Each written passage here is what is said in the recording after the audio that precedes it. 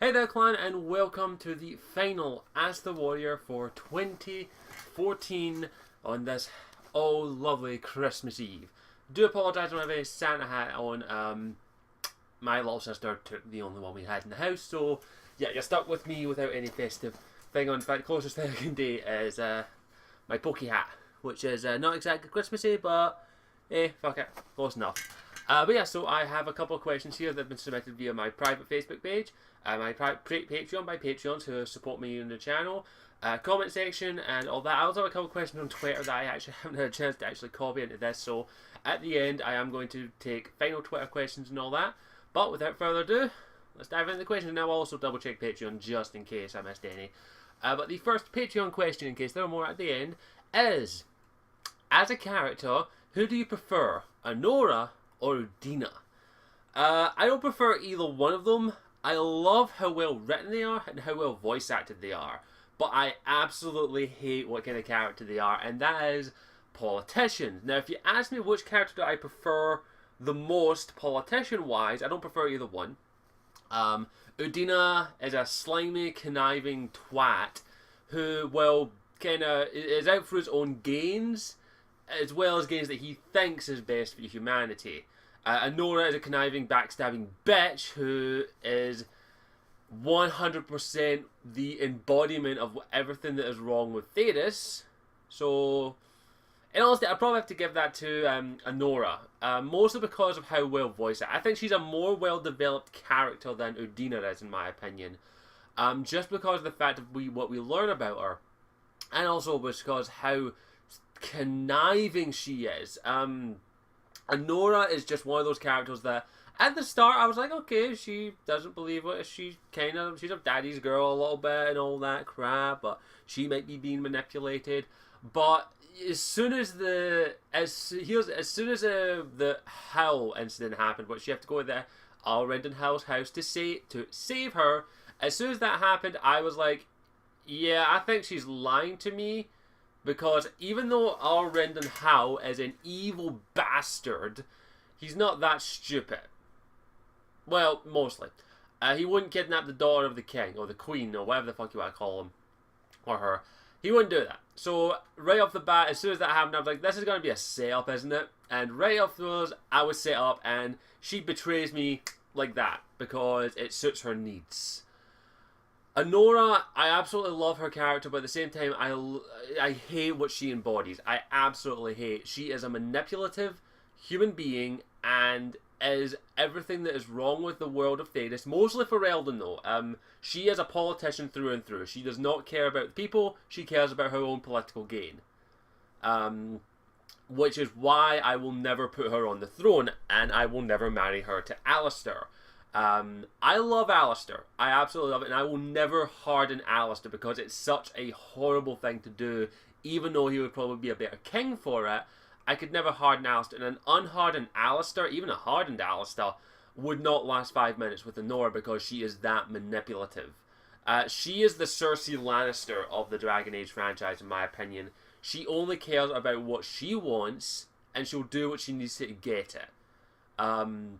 It really pisses me off, and also for those who are unaware, there is a possibility. There's one of the things flying about the rumor mill with her is that she's actually barren, and for those who don't know what that means, she's sterile. She actually can't have kids. There's a big theory crafting thing around that due to the fact that she doesn't actually have any children with Kaelin, even though they've been married for so long.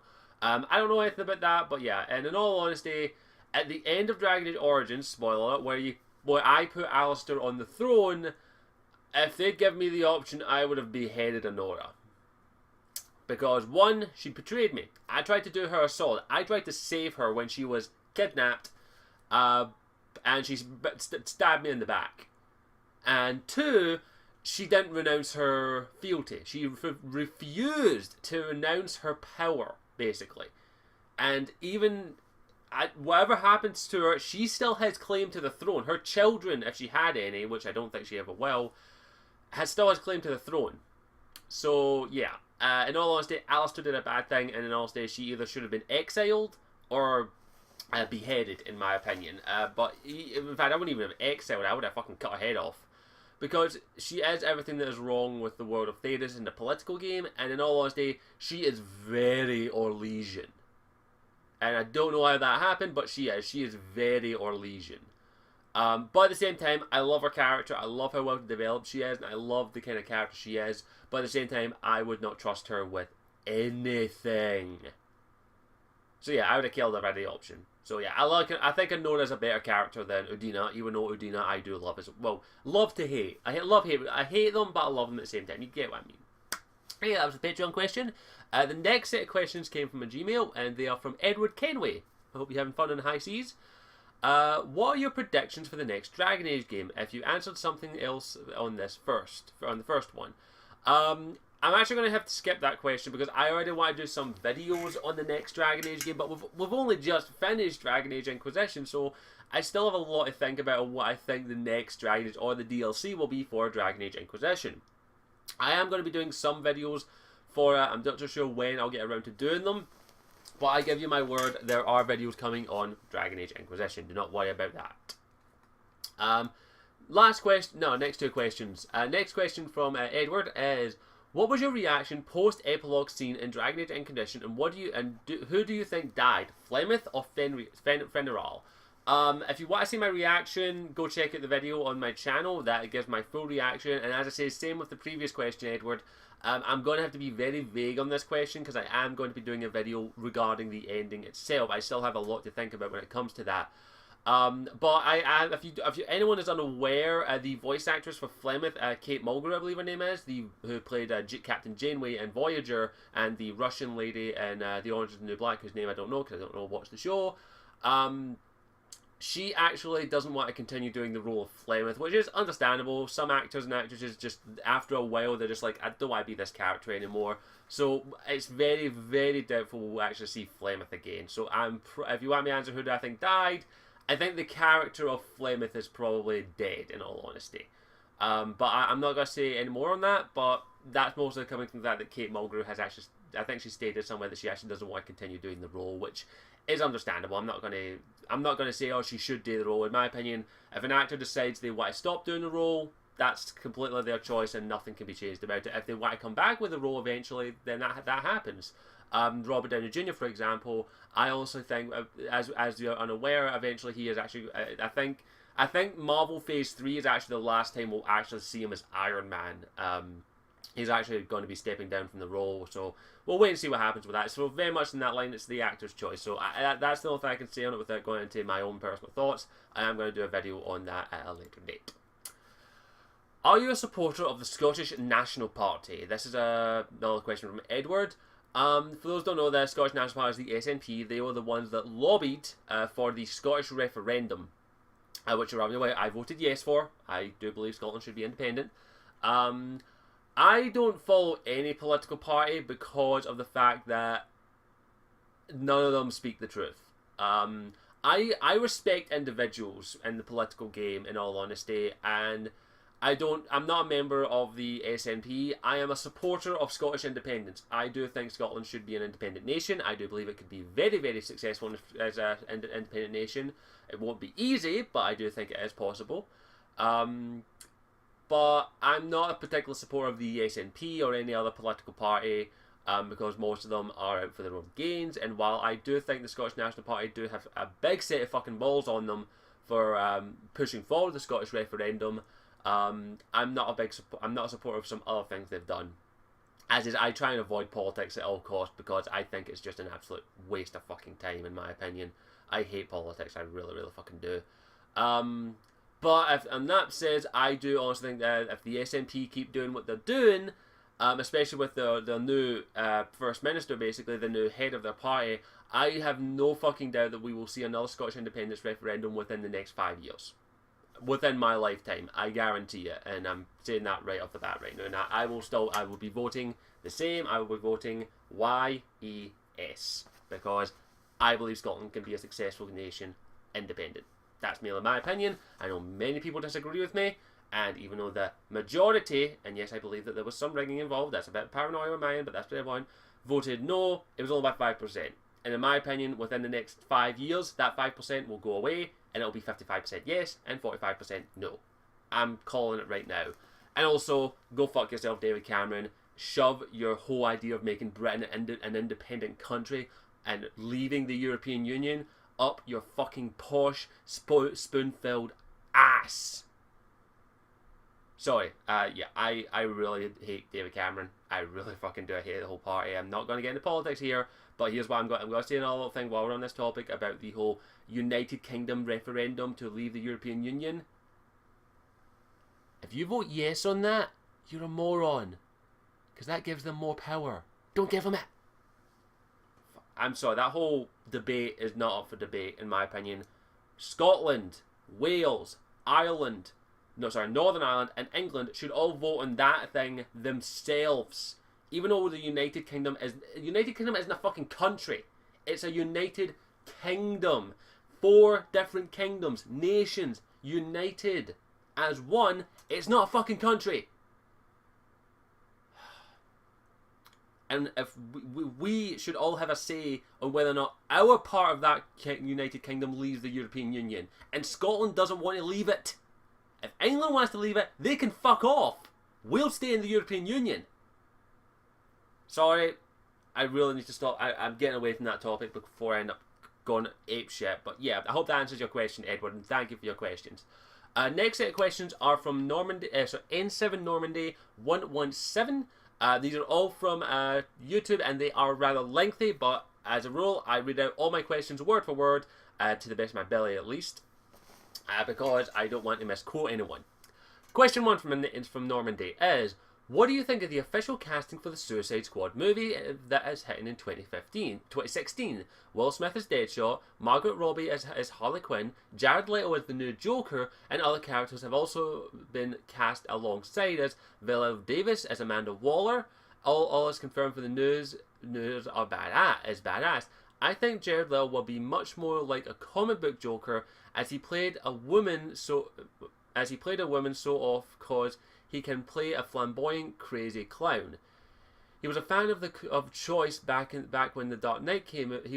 He was a fan of the choice when The Dark Knight came out, and I personally think he will be a better than Heath Ledger for me. Margaret Robbie is perfect as Harley Quinn, and would have been my choice. She has the obvious sex appeal, but also has the I'm called crazy, but no one. I'm called crazy, but no one understands me type of face. Will Smith as Deadshot is awesome, in my opinion. Some think he will just be a Will Smith in the film, but I doubt that. Watch I Am Legend and see what is he was a very serious film.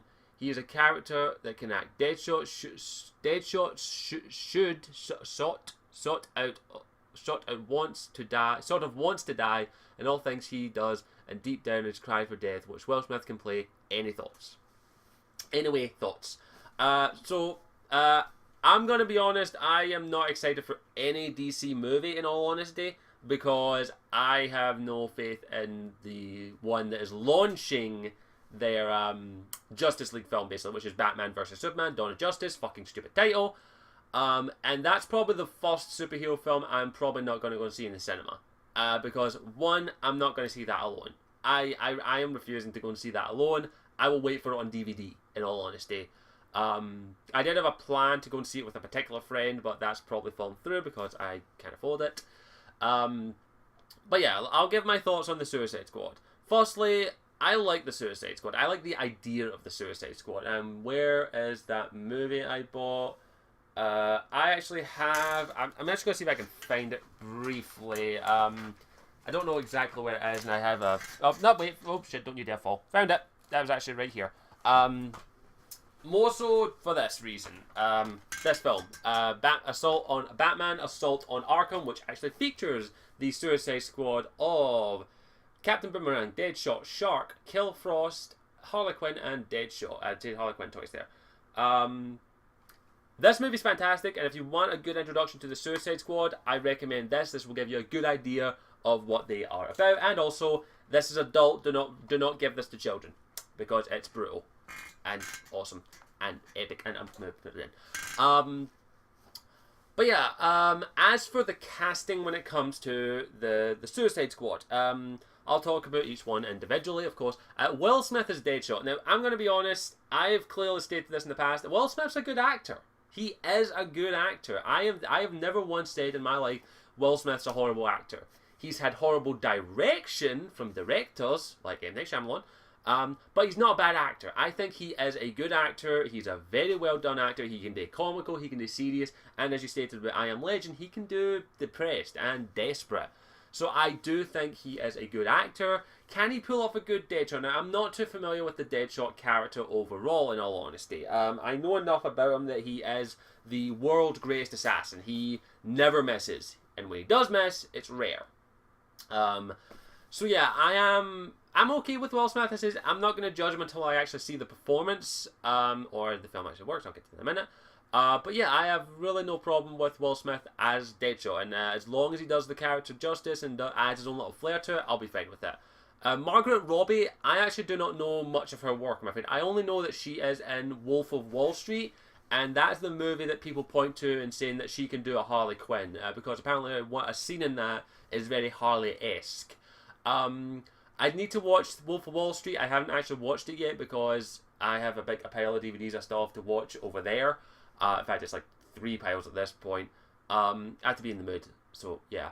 But yeah, as is, same thing with every other actor. I don't judge an actor's performance until I see it. Unless I've seen previous performances and then it's great. Nope. I'm going to save Jared Leto to the end. Viola Davis is Amanda Waller. The actress sounds really familiar. I think I've seen a photo of her. I think I've seen a couple of things she's been in. But in my opinion, we need The Wall. And if you're unfamiliar, Amanda Waller in the DCAU and in this film is a large woman. She's big. She's a powerful, large woman, as in she's a little overweight. But she got the nickname The Wall because she's one of the few people that you can't get through her. If you can get past the wall in the DC universe, you're good. She's one of the very few people that has stood up to Batman and like not fucking shook. She's like, "What, you're Batman? So what? I don't give two fucking shits. Get out of my way." She's one of the very few people that can stand up to Batman. So I'm a very big advocate that we need The Wall. We need a big, powerful, strong woman to do it. And originally they wanted to get Oprah Winfrey, which no. The voice actress for Amanda Waller is actually a large African-American woman, and I think she'd be fine for the role, but as is, I don't know too much about... I'm horrible when it comes to actors, in all honesty. I will wait to see a performance, but we need The Wall, in my opinion, so yeah. There are other ones that have been confirmed. I'm just not too sure of their names, but I guess I'll have to talk about the big one, which is Jared Leto as the Joker. First, let me say this right now. I'm actually a fan of Jared Leto's music. I actually like quite a few 30 Seconds from Mars to Mars. 30 Seconds to Mars songs. Not all of them. A lot of them are iffy. And always filled with like support the environment kind of stuff. But I like a few of those. Like A Beautiful Lie is beautiful, pun intended. From Yesterday's amazing. Closer to the Edge, and another one or two I like. Not all of them. I don't like all their songs. And I think he's a good actor. I think he's an alright actor. I watched his movie Mr. Nobody. I didn't like the movie in all honesty, but I will say that he was a good actor. I did like his performance. As for the Joker, I don't know. Same thing with Heath Ledger. I made the mistake of judging Heath Ledger before I saw the film. Same with Jared Leto. I'm not going to judge him until I actually see the film he's in. And also what he looks like as the Joker. And please, for the love of the maker, no makeup. I want white-faced Joker. I want perma-clown Joker. I want perma-clown Joker. So I want perma-clown Joker. But then comes to the last little thing I want to say. In all honesty, I know Batman vs Superman is going to succeed. I know it's going to make a fuck ton of money. I know it's going to make probably $1 billion or something along those lines. But in all honesty, if that movie fails, there will be no Suicide Squad movie. There will be no Wonder Woman movie. There will be no Flash movie. There will be no Aquaman movie. Because they will give up. I have no hope for the DC cinematic universe. I don't. I lost all hope for that after Man of Steel. But don't get me wrong. I can enjoy Man of Steel as a sci-fi movie. I cannot enjoy it as a Superman movie. I'll be honest. I'm being biased. I cannot enjoy Man of Steel as a Superman movie. I can't. I can enjoy it as a sci-fi movie. The same way I can enjoy The Dark Knight Rises as an action movie, but not a Batman movie. And you can go check, you'll see my review of The Man of Steel, and I've said it's actually a good film. My opinion has changed. I have very little hope for that, and as soon as they announced Batman versus Superman, like, this was my reaction when they announced Man of Steel 2, I was like, I'll give it a chance. Man of Steel had some good moments. It had some really good moments, and the actor who played Superman, I think he could be a good Superman if he was given another chance. But this was my reaction as soon as they announced Batman versus Superman.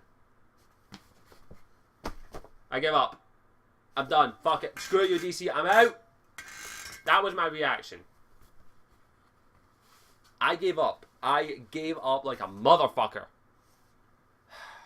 And also they're gone with the Mark Millar Batman, and I hate the Mark. I hate the Mark Millar Batman. I'm sorry. Because Mark Millar has a hard-on for Batman, so much so that you could probably see it from space. And I like Batman. But yeah, I have no hope for the DC cinematic universe. Sorry. I really, really don't have any hope. Sorry, I'm just getting the light right now because I just realised how dark it is. So yeah, I have no hope for the DC cinematic universe, and the only way I will go and see Batman vs Superman: Dawn of Justice is if I can go and see it with a particular friend of mine, but that is highly unlikely, sadly. So yeah, that's my opinion. Hope I answered your question. Next question from Normandy is, I've heard that you have, from very reliable sources, Clever Movies, the Aquaman movie will be based on the trench story in which creatures deep in the oceans lurk. This is awesome. If you ask me, hopefully it's true. I don't know if that's a question. If you're asking what do I think of the idea of an Aquaman movie, I'm okay. I like Aquaman. I always have. I've never said Aquaman's the I could talk to fish guy. I've always seen he's the king of the sea, probably as strong as most superhumans, virtually impervious, breathes underwater, king of the ocean, which is 75% of the world, and has a badass trident. Aquaman's awesome. So, in all honesty, Jason Momoa as Aquaman, I could see that, and I hope he's good. I think Jason Momoa is a great actor. I really, really do. Just look at Game of Thrones, where he barely had any fucking lines in the thing, and you knew that you did not fuck with him. Like, he's just, literally the 90% of his performance was just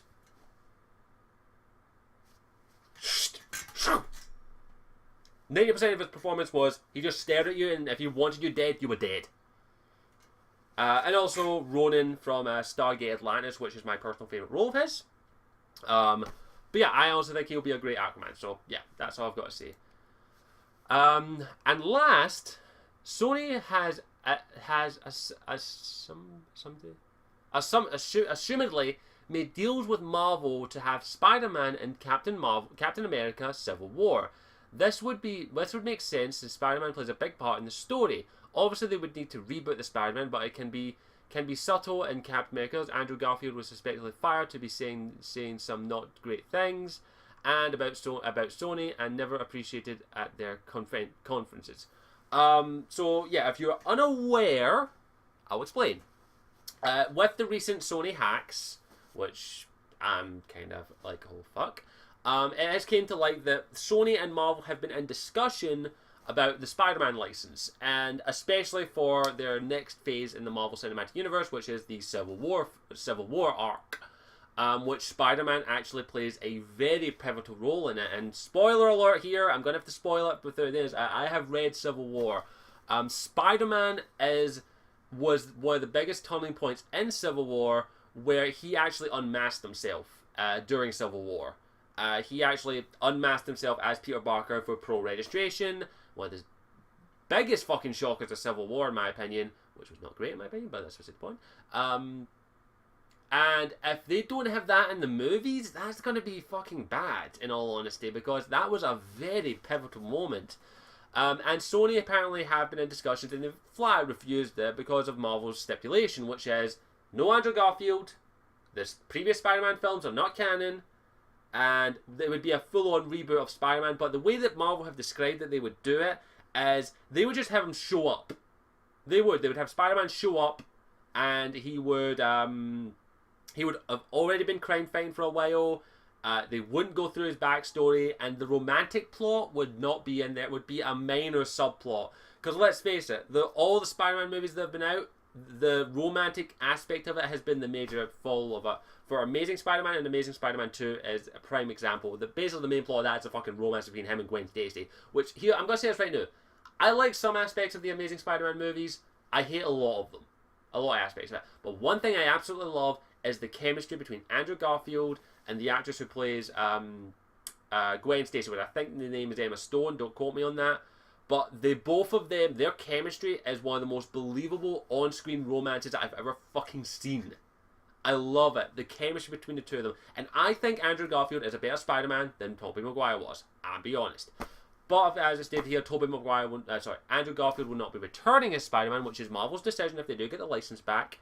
But yeah, I actually think that's a good move. I hope that Sony actually accept that offer because, let's face it, they could use all the good press they could get, especially with the recent hack as well.